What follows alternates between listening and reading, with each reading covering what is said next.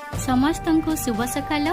जय जगन्नाथ। आम Odia news channel को आपनकु स्वागत। आजिर मुख्य खबर ओ ट्रिपल एससी शिक्षक पदवी पाई बाहरिला नियुक्ति 2629 जन को मिलिबो चाकरी। Odisha subordinate staff selection commission रे ओडिशा पाई 2629 पद पाई नियुक्ति प्रकाश पाइछि। ए नै अगस्त 31 रे घोषणा करा जायथिला। तेबे एहार नामांकन प्रक्रिया आरंभ होई सारिछि। सेप्टेम्बर 10 रु आरंभ होइतिबा एही प्रक्रिया अक्टोबर 10 अर्थात मासे जाए जारी रहिबो। संबलपुरी गायिका मृत्यु सस्पेंस। संबलपुरी गायिका रुक्साना बोनों मृत्यु को नहीं प्रश्न उठाई परिवार लोक और संपर्कीय। भुवनेश्वर एक मेडिकल रे चिकित्सित अवस्था तांकर मृत्यु होइतिबा बेले मृत्युर कारण स्क्रैप टाइफस बोली कहा जायछि। तेबे स्लो पॉइजन जोगु रुक्साना बोनों मृत्यु होइतिबा नहीं अभियोग होइछि। बोमा माड़े थरिला राजधानी रे बोमा माड़ सीसीटीवी रे कयथेला दृश्य। दुर्बृत्तंकु खोजुची पुलिस। बोमा माड़े थरी उठिछि केदारपल्ली बस्ती। बाइक रे आसी बोमा माड़ कले दुर्बृत्त। बोमा माड़ करी जाउथिबा बेले सीसीटीवी रे कयथेला दृश्य। गोष्ठी विवादरू बोमा माड़ होइथिबा नेई जणा पड़िथिबा बेले राजधानी भुवनेश्वर कैपिटल थाना अंतर्गत बापूजी नगरर केदारपल्ली बस्ती अंचल एभली घटना घटिछि। पुणी बर्बरता। करमा पूजा देखिबाकू आसीथिबा बेले युवती को गणदुष्कर्म।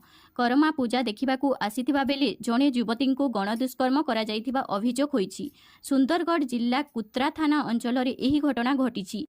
एही घटनारे 3 जन संपृक्त थिबा कुत्रा थाना रे जणा पड़िछि। एही 3 अभियुक्तंक मध्यरे 2 जन नाबालक थिबा जणा जायछि। पेजर परे एबे वाकी टोकी रे हेला विस्फोरण। 3 जनक मृत्यु।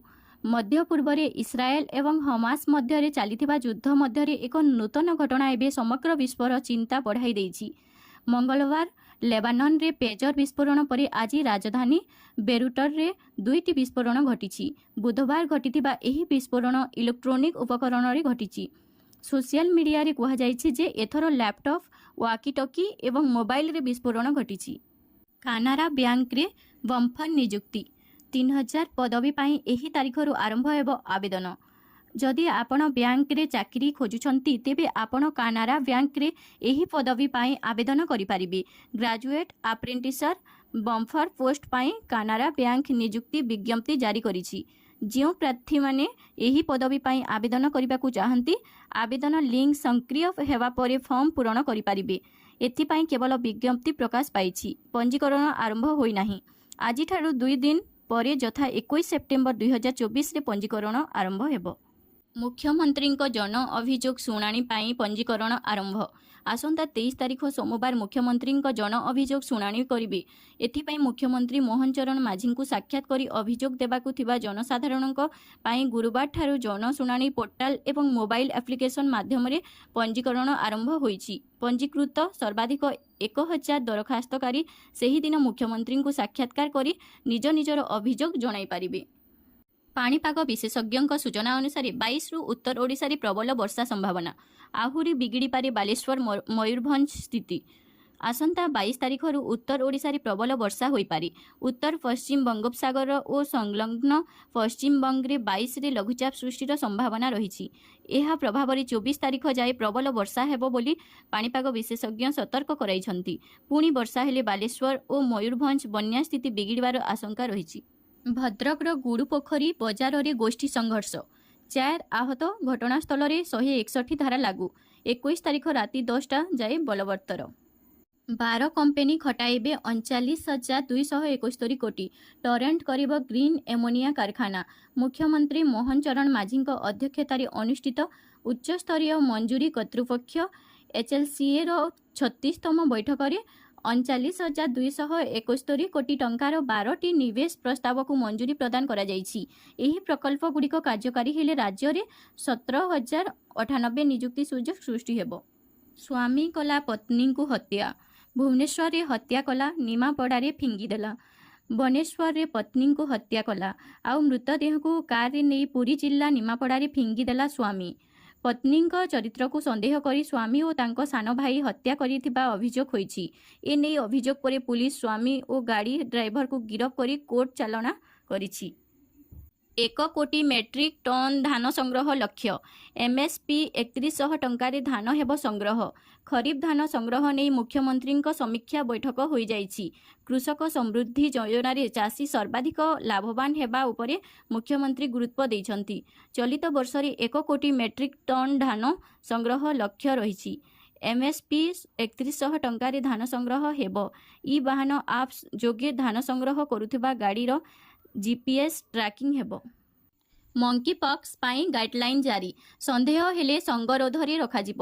ଯେଉଁମାନେ ଇଣ୍ଟରନ୍ୟାସନାଲ ଟ୍ରାଭେଲ କରୁଛନ୍ତି ଏବଂ ମଙ୍କି ପକ୍ସ ଆକ୍ରାନ୍ତଙ୍କ ସ୍ପର୍ଶରେ ଆସିଛନ୍ତି ସେମାନଙ୍କୁ ସଙ୍ଗରୋଧ କରି ନମୁନା ପରୀକ୍ଷା ପାଇଁ କୁହାଯାଇଛି। ଆନ୍ତର୍ଜାତୀୟ ଯାତ୍ରା କରିଥିଲେ ସେଲ୍ଫ ଡିକ୍ଲାରେସନ ଫର୍ମ ଦେବାକୁ ହେବ। ବ୍ୟୁଟି ଫିଲ୍ଟର ହଟାଇବ ଇନଷ୍ଟାଗ୍ରାମ। ଏଣିକି ଆଉ ଲୋକପ୍ରିୟ ସୋସିଆଲ ମିଡ଼ିଆ ଆପ୍ ଇନଷ୍ଟାଗ୍ରାମରେ ମିଳିବନି ବ୍ୟୁଟି ଫିଲ୍ଟର।